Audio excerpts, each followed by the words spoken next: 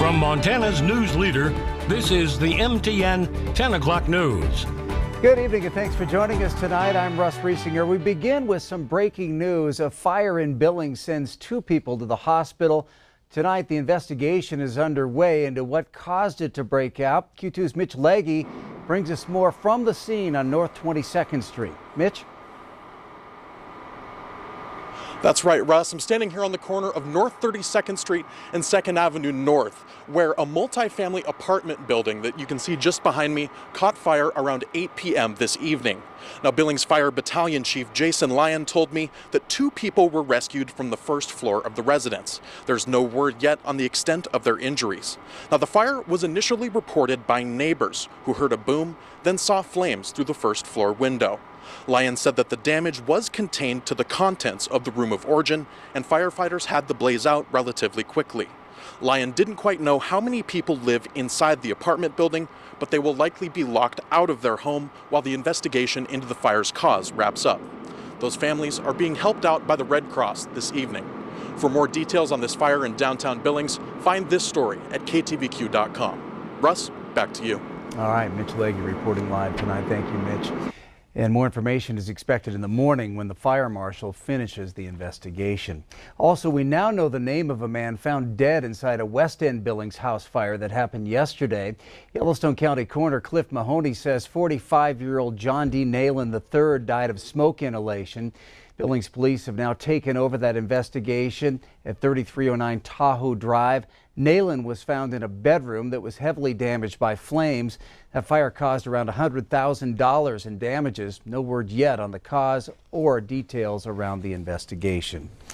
Well, tonight marked the long-awaited first debate between President Trump and Democratic presidential nominee Joe Biden. As expected, their initial meeting quickly led to confrontations. CBS News correspondent Skylar Henry reports from the debate site, Case Western Reserve University in Cleveland. President Trump and former Vice President Joe Biden wasted no time trying to score points during their first debate.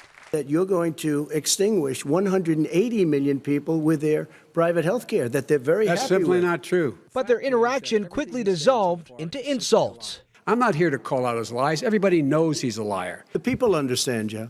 They sure 47 years you've done nothing. And anger. Will you shut up, man? Listen. The coronavirus and the president's handling of the pandemic was also one of the debate's main topics. It's a very political thing because people like this would rather make it political than save lives. They're going to be This is the same man It's who all told set you up. by Easter this would be gone away. By the warm weather, it'd be gone. Miraculous, like a miracle. And by the way, maybe you could inject some bleach in your arm, and that would take care of it. They sparred over taxes. Biden released his 2019 returns hours before the debate and called on the president to do the same. A New York Times story published Sunday reported President Trump only paid $750 in taxes in 2016 and 2017, and none in many previous years. Paid millions of dollars in taxes, millions of dollars of income tax. And he does take advantage of the tax code. That's why I'm going to eliminate the Trump tax cuts.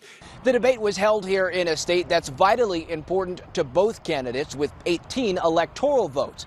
The CBS News Battleground Tracker currently shows Ohio as a toss-up with President Trump slightly edging Biden. They won't have to wait long for a second round. The two will meet again in Miami 2 weeks from Thursday and a final time in Nashville, just a week and a half before Election Day.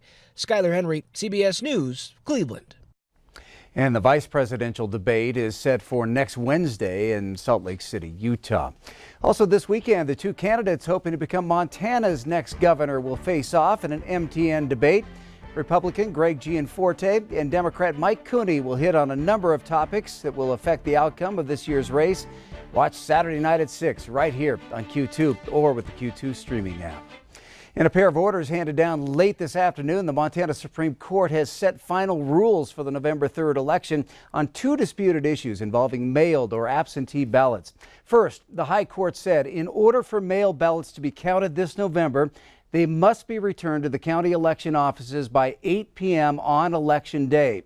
That ruling overrules a lower court order that said mailed ballots needed only to be postmarked by Election Day and arrive within 9 days to be counted.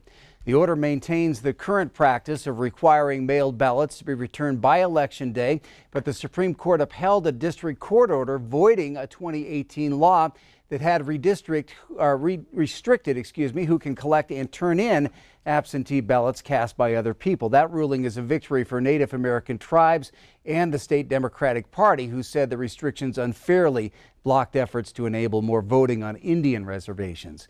In 45 of Montana's 56 counties, ballots will be mailed to all registered voters for the general election. They can be mailed back or returned in person to county election offices or drop boxes. Separate lawsuits by the Republican groups that could block the all-mail ballots in those 45 counties remain undecided in federal court in Missoula. Well, there were 321 new confirmed COVID-19 cases across Montana today and 3 new deaths, all right here in our area.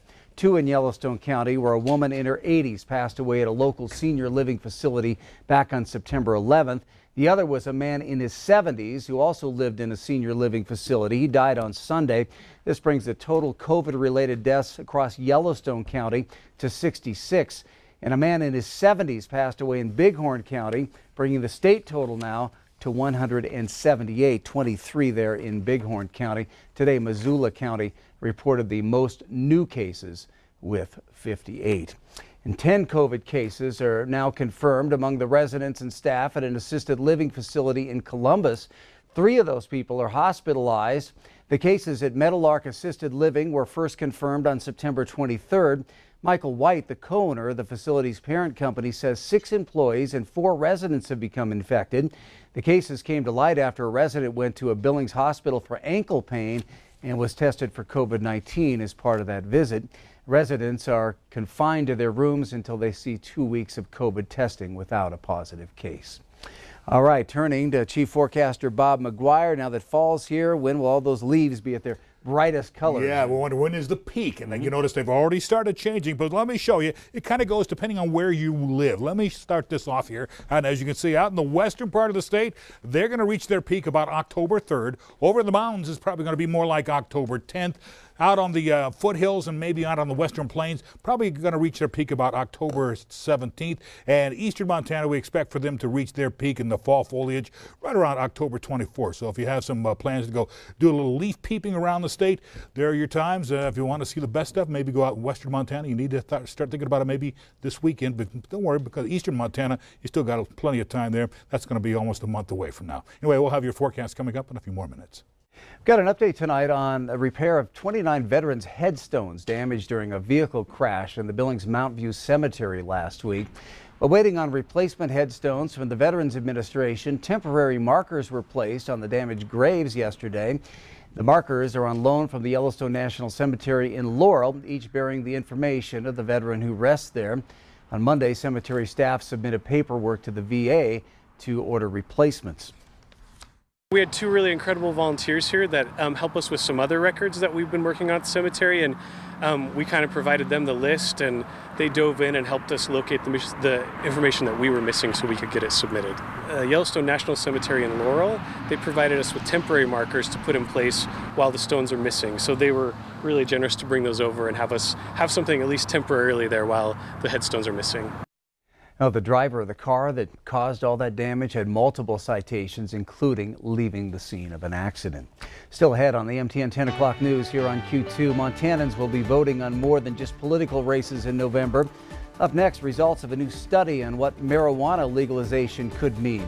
And in sports, the battle of the unbeatens, rivals Senior and West set to square off on Friday.